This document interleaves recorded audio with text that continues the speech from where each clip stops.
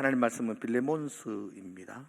8절에서 14절까지 말씀을 한 절씩 교독하도록 그렇게 하겠습니다. 제가 먼저 8절을 읽겠습니다. 그러므로 내가 그리스도 안에서 아주 담대하게 내게 마땅한 일로 명할 수도 있으나 도리어 사람으로서 간구하노라.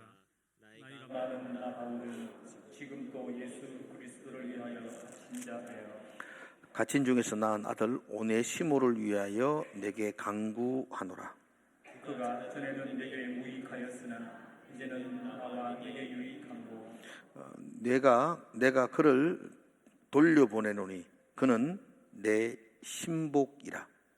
그를 내게 머물러 있게 하여 내 복음을 위하여 갇힌 중에서 내 대신 나를 숨기게 하고자 하나. 다만 내 승낙이 없이는 내가 아무것도 하기를 원하지 아니하노니 이는 우리 같이 읽을까요? 시작. 승낙이 없이는 내가 아무것도 하기를 원하지 아니하노니 이는 내가 선한 일이 억지같이 되지 아니하 자일에 되게 하려 함이로다. 아멘. 인사할까요? 사랑합니다. 그렇게 인사합시다. 예. 또 하나님께 우리가 오늘 이 시간에 예배하면서 고백합시다. 눈으로 예배하겠습니다. 아멘. 예. 예배의 성공이 인생의 성공입니다, 여러분들. 잘 따라했어요. 한번 따라합시다. 예배의 성공이 인생의 성공입니다. 예. 예배자가 되면 됩니다. 눈으로 예배하는 시간 되기를 주의 이름으로 축복합니다. 얼마 전에 차를 몰고 제가 경산으로 가는 길에 마침 퇴근길이었어요. 퇴근길에 그 현흥 그 참외단지 앞이 그렇게 많이 밀리는지 몰랐어요. 정말 꼬리에 꼬리를 물고 차가 뭐 가다 쓰다를 계속 암양까지 반복을 하더라고요. 마침 제가 이래 길가 갇혀서 2차선에 있었는데 1차선에서 차 한 대가 계속 2차선으로 들어오려고 그래요. 왜냐하면 현흥초등학교 반대편으로 그 샛길로 해가지고 경산으로 가고 싶었던 것 같아요. 그래서 깜빡이를 넣고 이제 들어오려고 그러는데 사람들 참 운전 잘하더라고. 안 비껴주대. 기가 막히대요. 잠깐만 막 탁 달라붙어서 그 차가 도저히 못 들어오도록 이렇게 하는데 그 차는 막 깜빡이 계속 넣고 막 그래도 아무도 글로 고개를 안 돌리고 안 비껴줘요. 제가 원래 덕이 많거든요. 그래서 제가 이렇게 브레이크를 밟아줬어요. 들어오시라고. 제가 손으로 들어오시라고. 그분이 들어오면서도 연신 고마워하시면서 이렇게 비상벨을 누르고 손을 밖으로 흔들기까지 하셔서 뭐 그 정도는 내가 매일 그렇게 하는데 뭐 그 정도는 뭐 이렇게 하시고 보내드렸는데 제 기분이 좋았을까 나빴을까요? 좋았어요. 제 기분이 참 뭐 목사 같은 일을 오랜만에 했다 싶은 생각이 죄송합니다. 저도 간혹 안 끼워줄 때도 있거든요. 누가 막 끼워주면 빵빵 할 때도 있거든요. 제가 만약 안 끼워주고 빵빵 그랬다고 하고 그리고 막 창문을 열고 막 이 삐리리야 그러고 막 이렇게 했다면 내 마음은 계속 불편했을 거예요. 그죠? 여러분, 배려를 하는 것이 나를 행복하게 하는 것입니다. 배려를 하면 또 내 상대방도 기분 좋아집니다. 그래서 배려는 우리 모두를 행복하게 하는 겁니다. 한번 따라합시다. 배려는 모두를 행복하게 합니다. 오늘 설교 제목에서 본 것처럼 오늘 설교 주제가 사려 깊음입니다. 사려 깊음. 사려 깊다는 말은 다른 사람의 형편과 환경 그리고 그 사람의 감정까지도 깊이 이해하는 마음, 깊이 이해해주는 태도, 이걸 사려 깊음 이렇게 말할 수가 있습니다. 우리는 9월달에 지혜의 대해서 함께 묵상하고 있습니다. 하나님은 지혜로우신 분이다. 하나님이 지혜의 근본이시다라고 말씀을 반복해서 드립니다. 그러므로 우리는 하나님에게서 지혜를 얻습니다. 하나님은 성도들에게 지혜를 부어주십니다. 여러분, 하나님이 내게 지혜를 주셨다면 우리가 그 지혜를 나에게만 딱 가두어 놓고 있다면 아무런 효과가 없습니다. 하나님이 우리에게 지혜를 주셨다면, 우리가 하나님이 우리에게 지혜를 주셨다는 걸 믿는다면 하나님이 주신 지혜를 가지고 이웃들을 위하여 활용할 수 있어야 됩니다. 그게 하나님을 닮는 성품이죠. 지난 시간에 그래서 우리가 분별에 대해서 함께 생각했습니다. 분별은 하나님 주신 지혜로 분별할 수 있는 겁니다. 이게 사탄의 음성인지 하나님의 세미한 소리인지 우리가 그 지혜를 가지고 분별해서 이 인생을 승리하며 살자 그랬습니다. 하나님의 지혜를 받은 성도들이 오늘 이웃을 향해서는 사려 깊음, 이 성품을 배우자는 겁니다. 하나님이 주신 지혜를 가지고 내 이웃의 감정, 내 이웃의 환경, 내 이웃의 상황들을 깊이 이해해서 그들에게 위로해 줄 수 있는 한마디 말을 하고 그들이 힘을 얻을 수 있도록 우리가 이렇게 행동한다면 그건 참다운 그리스도인의 모습이 아닌가 생각합니다. 그래서 오늘 주제가 사려 깊음. 오늘 우리는 성경 본문을 빌레몬서를 이렇게 선택해서 읽었습니다. 바울은 신약 성경 27권 중에 13권을 기록했습니다. 이 빌레몬서도 바울이 기록한 성경 중에 한 권입니다. 이 빌레몬서는 독특한 몇 개의 특징을 가지고 있습니다. 첫 번째 특징은 짧다는 겁니다. 그러니까 1장밖에 되지 않습니다. 시편은 150장이 됩니다. 이사야서 66장인데 빌레몬서는 몇 장이라고요? 한 장밖에 안 됩니다. 그래서 여러분 잠시만 읽어도 성경 한 권을 다 읽을 수 있습니다. 두 번째 빌레몬서의 특징은 빌레몬서는 옥중서신입니다. 바울이 감옥에서 적은 책이라 그래서 옥중서신입니다. 옥중서신은 4권이 있는데요. 하나는 에베소서, 그리고 빌립보서, 골로새서, 이 빌레몬서, 이 4권을 우리는 바울이 옥중에서 기록한 책이다 그래서 옥중서신이라고 말합니다. 바울은 2차례 로마 감옥에 투옥이 됩니다. 첫 번째 투옥된 것은 1차, 2차, 3차 전도여행을 다 마치고 나서 바울이 예루살렘에 있는 사도들과 복음의 교류를 하기 위해서 올라갑니다.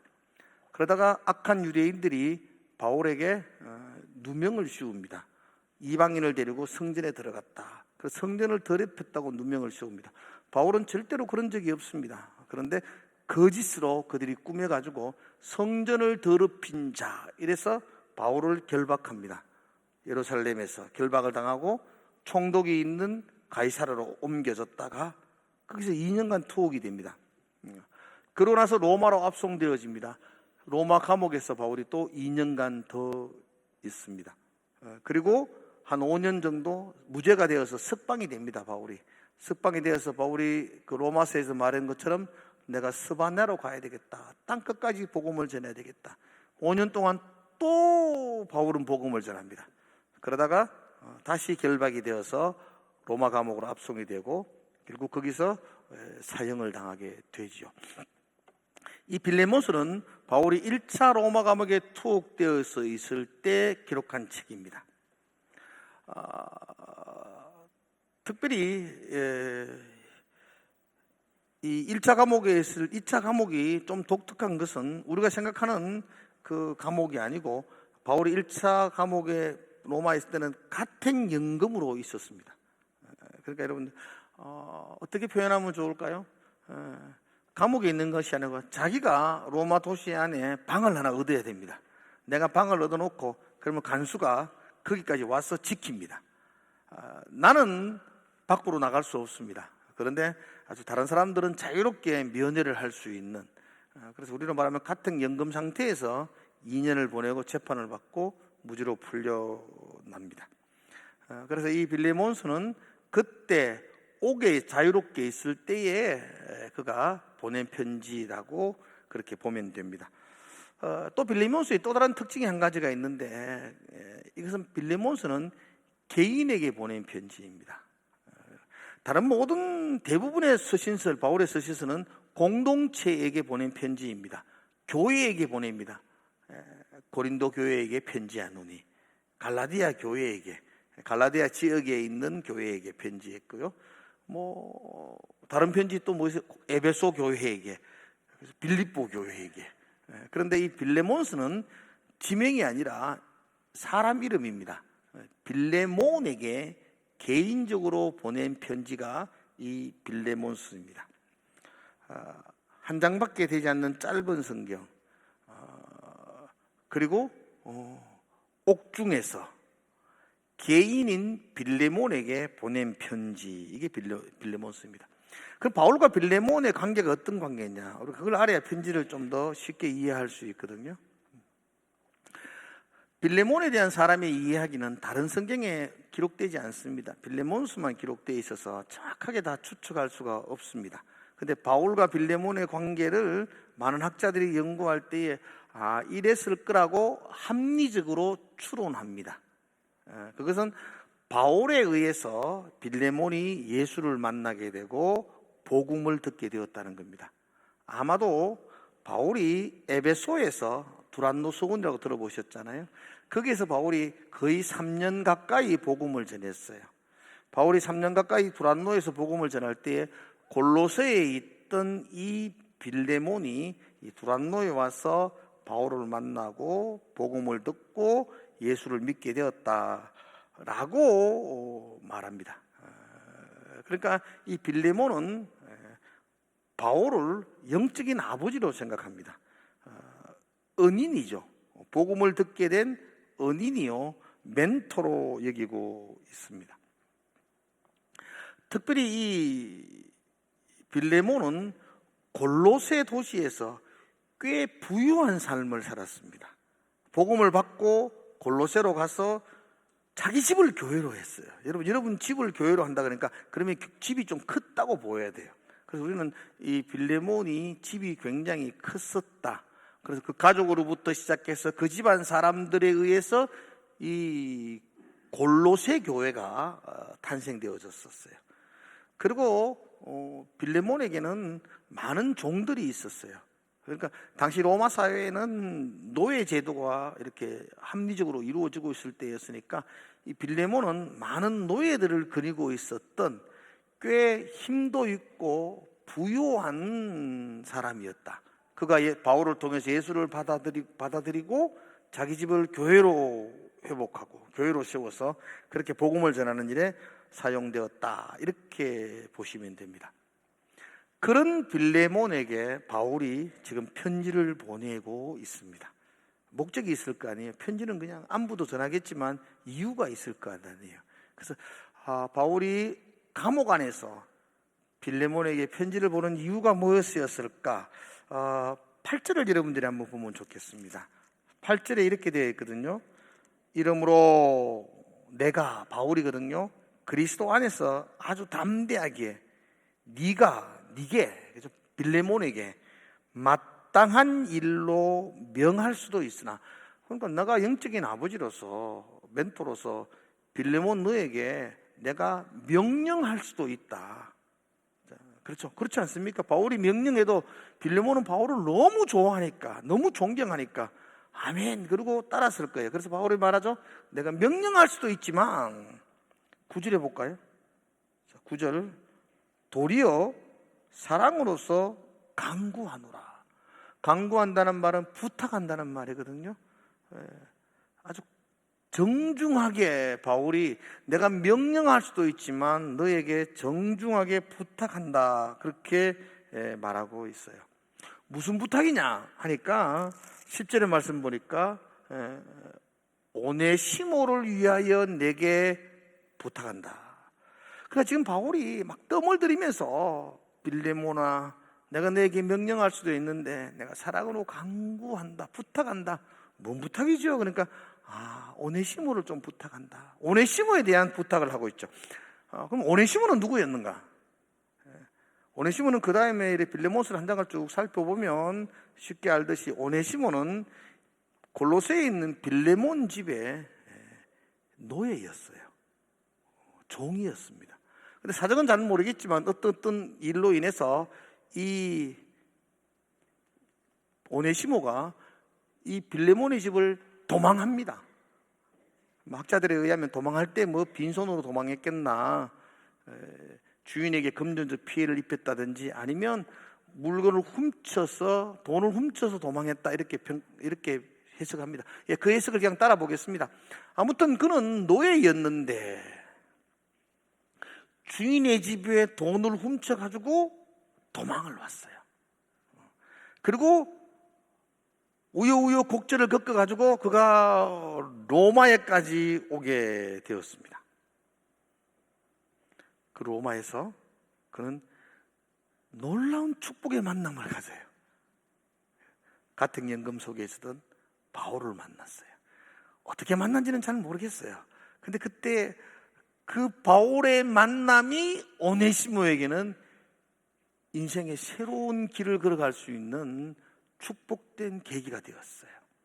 우리가 우리 자녀들이나 우리 사랑하는 사람들을 위해 기도할 때도 하나님 좋은 만남을 가지게 해주십시오 라는 기도를 빼면 안 돼요.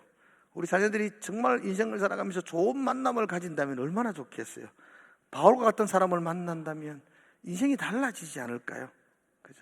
어떤 책에 보니까 4종류의 만남을 소개해 놓았어요. 하나는 지우개 같은 만남이 있답니다. 치 아프고 싶은 만남. 그런 분 있죠. 그놈의 화상 확 치 아프고 싶은 만남. 여러분, 지우개 같은 만남이 내 인생에 많이 계속되어지면 얼마나 불행한 인생이겠어요. 근데 우리 인생 가운데 지우개 같은 만남도 있답니다. 두 번째 만남은 생선 같은 만남이 있답니다. 좋은 것 같은데 맛있잖아. 생선이 맛은 있는데 냄새가 나요. 냄새가 같이 만나면서 계속해서 좋지 않은 냄새가 나는 만남. 그것도 오래 지속할 수 있는 만남이 아니겠죠. 또 한 만남은 꽃과 같은 만남이랍니다. 꽃 예쁘고 아름답고 향기롭고 좋은데 오래 못 가죠. 꽃의 향기가 111을 못 간다 그러잖아요. 아무리 좋은 향기라도 그렇게 오래 갈 수 없지 않습니까? 그래서 처음에는 참 좋은 것 같은데도 시간 지나서 시들어버리는 만남이 있답니다. 네 번째 만남이 손수건 같은 만남이랍니다. 눈물을 흘릴 때 옆에서 닦아주는 만남, 땀 흘려 일할 때 함께 늘 내 곁에 있어서 나를 위로해주는 흐뭇한 만남. 그래서 그런 흐뭇한 만남이 많은 인생이 복된 인생이라 그죠. 돌아보면 참 그런 만남 때문에 오늘 이 자리에 이렇게 서 있는 것 아닌가라는 생각이 들게 됩니다. 오네시모에게서의 바울의 만남은 바로 이런 손수건 같은 만남보다 더 뛰어넘는 생명을 불어넣어주는 만남, 새로운 인생을 살아갈 수 있는 힘을 주는 만남, 그 복음의 만남이었더랬습니다. 어떻게 만난지는 모르겠지만 오네시모는 바울을 만나서 복음을 받아들이고 새로운 사람이 됩니다. 그리고 그 오네시모를 향하여 바울은 이렇게 평가하죠. 10절에 보니까 갇힌 중에서 낳은 아들 오네시모. 바울은 그를 자기 아들이라 그래요. 육체의 인연으로 맺어진 아들이 아니고 의리로 맺어진 그런 아들이 아니고 십자가에 피 묻은 복음으로 맺어진 내 아들이다. 그렇게 말하죠. 내 아들. 얼마나 사랑이 담겨져 있고요. 얼마나 신뢰가 담겨져 있는 표현에 이 사람 내 아들이야. 바울은 그렇게 빌레몬에게 오네시모를 소개하고 있습니다. 자, 여러분들은 바울과 그 오네시모의 관계를 이렇게 연상할 수 있을 겁니다. 그리고 이제 전체의 관계들을 연상해 보시기 바랍니다. 바울과 빌레몬의 관계, 그죠? 복음으로 영적인 아버지의 관계가 이루어졌었죠. 바울에 의해서 빌레몬이 복음을 들었고, 또 빌레몬과 오네시모의 관계, 종이었죠. 해를 끼치고 도망한 노예였어요.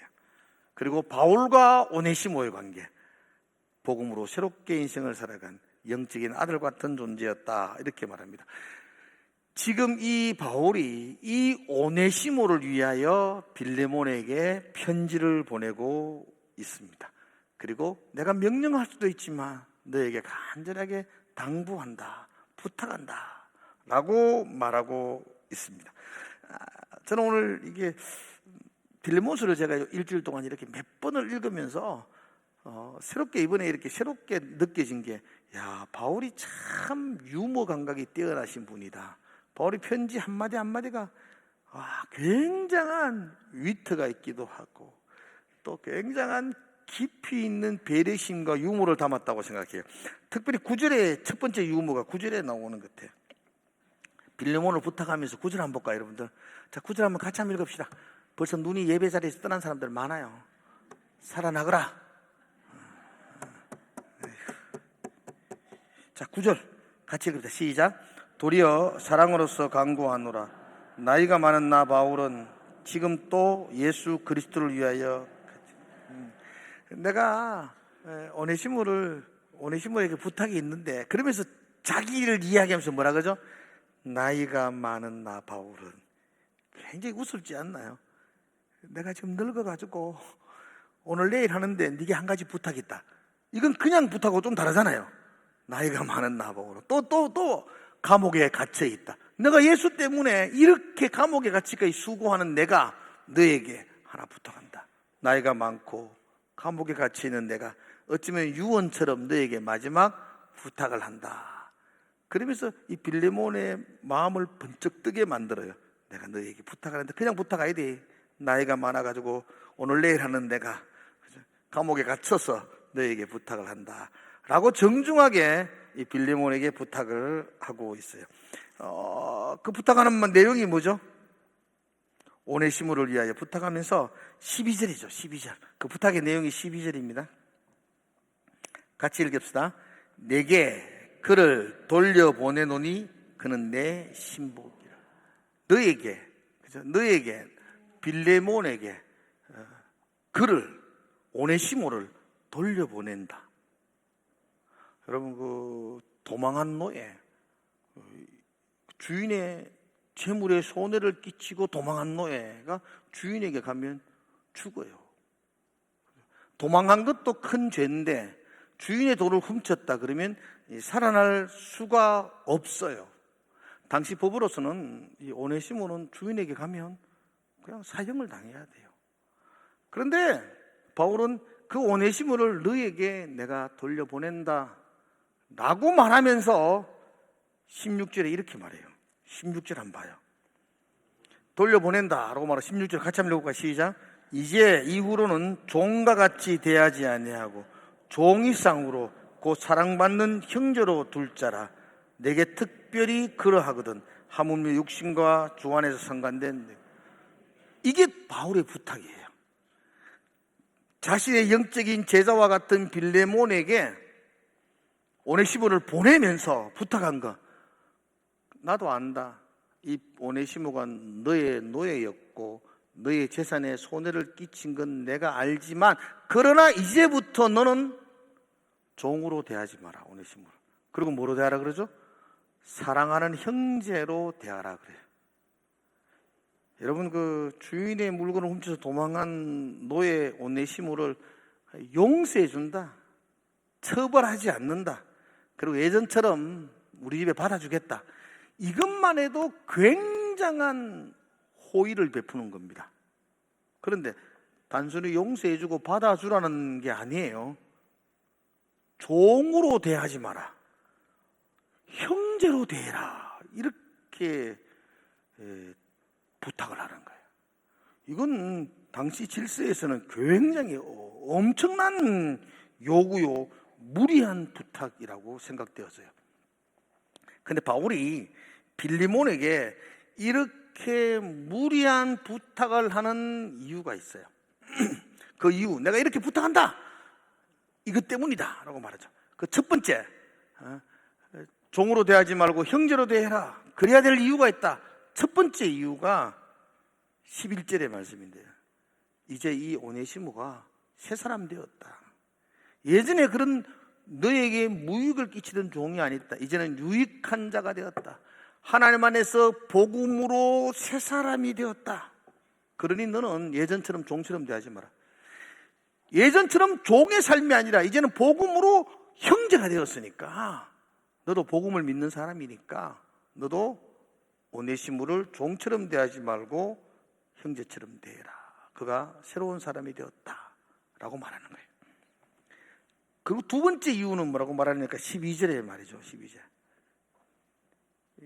너게 오네시모를 돌려보냈는데 그는 내 신복이라.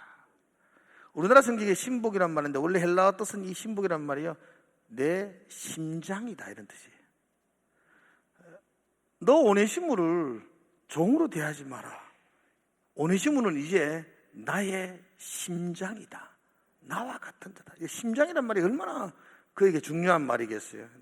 그는 내 심장이다. 그러므로 오네시모를 예전처럼 종처럼 대하지 마라. 그렇게 말하죠. 17절도 동일한 이야기거든요. 17절. 자, 한번 읽어보겠습니다. 17절 같이 읽읍시다. 시작. 그러므로 내가 나를 동력자로 알진대 그를 영접하기를 내게 하듯 하라. 너가 나를, 빌레모나, 너는 나 바울을 동력자로 여기지 않나. 그죠? 그런데 오네시모 역시 나와 동일한 사람이다. 내게 하듯 대해주라. 그는 나의 심장이기 때문에 내게 하듯 대해주라. 그렇게 말하고 있습니다. 또 하나 더 바울의 이야기 들어볼까요? 18절의 말씀이거든요. 18절. 그가 오네시모거든요. 오네시모가 만일 너에게 불의한 일, 손해를 끼쳤으면, 너에게 빚진 것이 있으면, 돈을 훔쳐가서니까 빚진 게 있잖아요. 그러면 내가 갚아주겠다. 그러니 종으로 대하지 말고 형제로 대하라. 무슨 손해를 끼쳤다든지 배상할 일이 있으면 바울이 내가 갚아주겠다. 그러니 오네시모를 종으로 대하지 말고 형제로 대해주라. 그렇게 말해요. 그리고는 19절을 이야기해요. 저는 19절이 바울의 아주 고품격 유머라고 생각해요. 한번 이름 보세요. 19절. 자, 19절 읽어볼까요? 시작. 나 바울이 친필로 쓰노니 내가 갚으려니와 내게 이외에 나 자신에게 빚진 것은 내가 말하지. 내가 친필로 쓴다는 말은 내가 정말로 약속한다. 내가 금방 18절에 말했던 것처럼 그 오네시모의 빚을 갚아줄 거다. 내가 대신 갚아줄게. 확실히 갚아준다. 이런 뜻이거든요. 그리고는 바울이 이렇게 말하죠. 내가 오네시모가 빌레몬 니한테 빚진 거 있는 거 내가 안다. 그거 나 바울이 갚아줄게. 그거 갚아주지만 니도 내게 빚진 게 있는데 그거 돌라는 말은 아니다. 그건 상관하지 마라. 그건 관계하지 마라. 이게 얼마나 유머러스한 말이에요. 내가 대신 갚아줄게. 근데 가만히 봐라. 니도 내게 빚진 게 있긴 있지. 그러나 그건 그렇다. 안 갚아도 된다. 그건 안 갚아도 된다. 여러분, 오네시모가 빌레몬에게 빚진 게 뭐였어요? 금전적인 돈이었죠. 훔쳐갔다든지 손해를 봤다든지 돈을 빚졌죠. 그러면 빌레몬이 바울에게 빚진 게 뭐였어요? 복음이죠. 생명이죠. 돈이 중요해요? 생명이 중요해요? 그러니까 바울은 이렇게 말하는 거죠. 오네시모가 네게 빚진 돈이 한 100만 원 되나? 니는 내게 한 1억 정도 빚졌지? 그거 신경 쓰지 마라, 마. 그래도 100만 원 내가 갚아줄게. 100만 원 내가 갚아줄 테니까 그건 신경 쓰지 마라. 라고 이야기하는 거죠. 얼마나 고품격 유머를 사용하는지 모르겠어요. 이제는 내게, 우리에게 유익한 사람이다. 오네시모는 새 사람이 되었다. 그는 내 심장이다. 내 심장 같은 사람이다. 나를 대했으면 좋겠다. 손에 끼친 거 내가 다 보상해 줄게. 그러면서 앞으로는 종으로 대하지 말고 사랑받는 형제로 대하라. 그렇게 말해요. 그리고 이 빌레몬서의 가장 멋진 구절이 그 이후에 등장해요. 그리고는 바울이 이 빌레몬서 전체에서 가장 빛나는 꽃과 같은 말씀을 해요. 21절. 자, 21절 같이 한번 볼까요? 이 빌레몬에게 바울이 이렇게 말해요. 같이 읽읍시다. 시작. 나는 내게 순종할 것을 확신함으로 내게 쓴노니 내가 나를 말한 것보다 더 행할 줄을. 이게 지금 얼마나 놀라운 이야기죠. 여러분, 도망한 노예를 그냥 종으로 받아들이는 것도 엄청난 사랑을 베푸는 거예요. 그런데 도망한 노예, 돈 훔쳐간 노예를 거의 다 생각하지 말고 받아주는데 종으로 받지 말고 네 형제처럼 받아주라. 이건 당시 질서상 속에서 있을 수도 없는 일이에요. 그런데 바울이 뭐라고 말하냐면 빌레몬에게 쭉 이야기 마지막에 나는 네가 그럴 줄을 내가 믿는다. 얼마나 사랑과 신뢰가 담겨져 있어요. 얼마나 빌레몬을 향하여 얼마나 격려해 말이야. 난 네가 능히 그럴 줄을 믿어. 그리고 끝나는 게 아니고 이보다 더 큰 사랑을 베풀 것을 내가 안다. 나는 이렇게 적었지만 너는 정말로 오네시모를 더 큰 사랑으로 영접할 것으로 내가 안다. 너는 그런 사람이니까, 내가 아는 너는 그런 사람이야 라고 인정해주고 격려해주고 있는 것입니다. 우리 오늘 여기서 이 바울의 성품을 보게 됩니다. 사려 깊은 성품. 바울이 얼마나 그 하나님이 주신 지혜로 얼마나 멋지게 편지를 적으면서 이 오네시모에게도 빌레몬에게도 얼마나 사려 깊게 명령하는 것이 아니고 강구하고 당부하고, 또 이 빌레몬의 마음을 얼마나 기쁘게 해요. 나는 너를 믿는다. 너는 능히 이보다 더 할 줄을 내가 믿는다. 너는 그런 사람인 걸 내가 안다 라고 말하면서 두 사람에게 아름다운 다리를 놓아주는 걸 보게 됩니다. 만약 바울이 오네시모를 처음 만날 때 저놈 노예인데 도망간 노예네, 아이고 주인의 돈까지 훔쳐가 도망간 노예네, 나는 색안경을 끼고 오네시모를 대했다면 오네시모의 인생은 새롭게 펼쳐지지 않았을 거예요. 평생 그렇게 도망자로 오네시모는 살아가게 되었을 거예요. 근데 바울이 그런 마음으로 오네시모를 보는 것이 아니고 하나님이 보는 아름다운 사랑의 마음으로 오네시모를 대하고 그에게 복음을 전하고, 그 깊은 사려 깊음으로 말미암아 오네시모가 새 사람이 되고 새로운 인생을 살게 되는 새 이야기가 그의 인생 가운데 펼쳐졌던 겁니다. 그래서 오늘 설교 제목을 제가 사려 깊음이 만든 새로운 이야기, 오네시모의 이야기죠. 평생 내일이 없는 도망자였죠. 오늘 잡힐까 내일 잡힐까 불안함 속에 살아가야 되는 오네시모였죠. 그런데 그 바울의 그 깊은 배려, 그 사려 깊음으로 말미암아 오네시모는 종이 아니라, 노예가 아니라 형제의 지위를 회복하며 그렇게 아름다운 인생을 살아갈 수 있었습니다. 사려 깊음이 만든 새로운 인생 이야기였습니다. 빌레몬을 향한 이 바울의 사려 깊음도 얼마나 커요. 그를 격려하고 그를 인정해주고, 그러므로 말미암아 이 빌레몬은 하나님의 사랑이 무엇인지를 모든 사람에게 보여주는, 아마도 이 빌레몬서의 2편은 없지 않아요? 어떻게 된지는 잘 모르잖아요. 그럼 우리는 알 수 있어요. 빌레몬이 이러면 오네시모 왔다고 막 때려잡았을까요? 절대로 그렇지 않을까요? 정말 바울이 믿었던 것처럼 더 사랑으로 오네시모를 품었고, 그 오네시모의 인생이 아름답게 제2의 인생이 펼쳐졌을 것이고, 그로 인하여 이 빌레몬이 속해 있는 골로새 교회가 하나님의 사랑을 이웃들에게 보여주는 놀라운 일들이 일어났을 거예요. 이게 바로 바울의 깊은 이해, 사려 깊음으로 말미암아 나타났던 아름다운 모습이었습니다. 사려 깊음이 만든 새로운 이야기. 여러분 주변에도 오네시모 같은 사람 있지 않나요? 그래서 우리가 눈을 들어보면 많은 사람들에게 편견이 있어서 저 사람 왜 저래? 이런 손가락질을 받는 사람도 혹시 있을 것입니다. 그래서